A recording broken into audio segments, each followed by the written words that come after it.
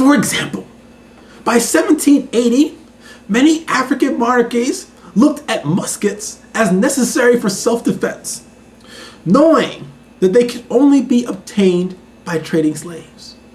So basically the gig is, you arm yourself to protect yourself against people who would enslave you. Or you chill and take the moral route, I'm not going to get involved, and get captured and sent to America. Hey, deep choices there. Oh, just die. Next, the total number of guns exported from Europe in the second half of the 18th century approached 300,000 a year. Shoot, that's more guns than there are soldiers currently in Afghanistan. In the 1770s and 1780s, the quantity of gunpowder imported into Africa from Britain exceeded 1 million pounds annually. In 1790, it would exceed 2 million. So, 64% of the people were the victims of these guns and ammo. And not too complicated. How is this a complex business arrangement? Let's look at what some of these wars were, shall we? Back to Hugh Thomas.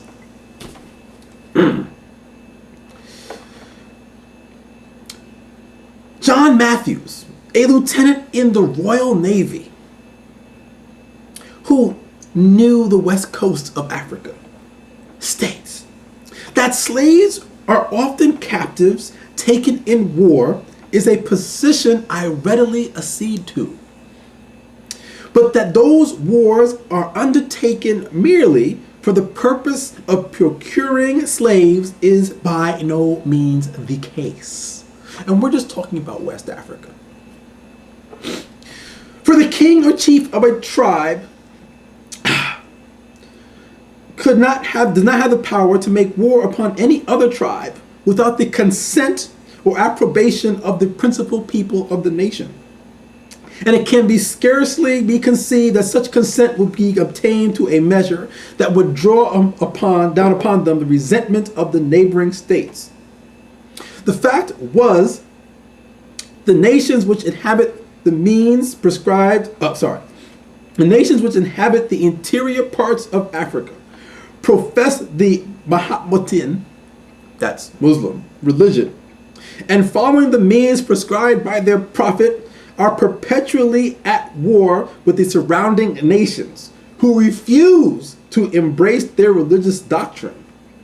The prisoners made in these religious wars furnish a great part of the slaves which are sold to the Europeans, and would be put to death if they had no other means of disposing them. So, a good portion of the people were taken in religious wars over being converted to Islam. And don't get mad at me, because it's in here too by Du Bois. It's in here, 1989. Known information. We had to deal with Al-Qaeda back then too. It wasn't cool. So we've determined that this business relationship basically was bring in arms, kill, capture, sell, repeat. That's the African side. Well, when they weren't buying arms, what else did they buy? Because certainly, buying weapons is not exactly the most industrialization or nation building type of thing. You need to do other things. So what did they buy? Well, we had alcohol. In 1770, rum represented 4/5 of the New England exports. 11 million gallons of Rhode Island rum were exchanged for Africans between 1709 and 1807. Alcohol. What was the rest of this complex business? Cloth, brass, and cowrie shells, which is money. And how much was these cowrie shells worth, say, in Europe? Well, 25 cowrie shells were worth the lowest valued currency in Britain. The far thing. 25 to 1 of the smallest denomination of currency in England.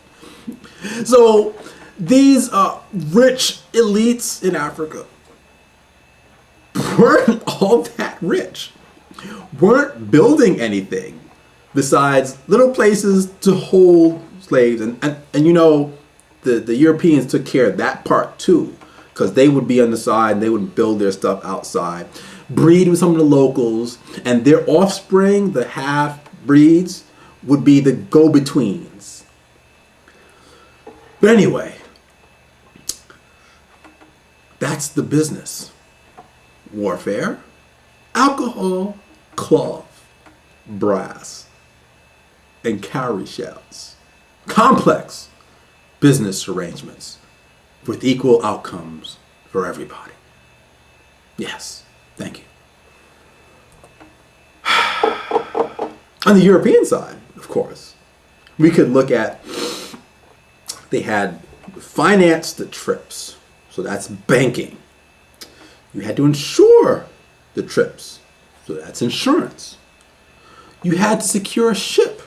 So that means you have the shipbuilders, you have engineers, you have the ironworks, all kinds of technological advances that go with building ships and trying to get them faster so you can get your stuff to market faster. So those complex business arrangements didn't involve selling your mines.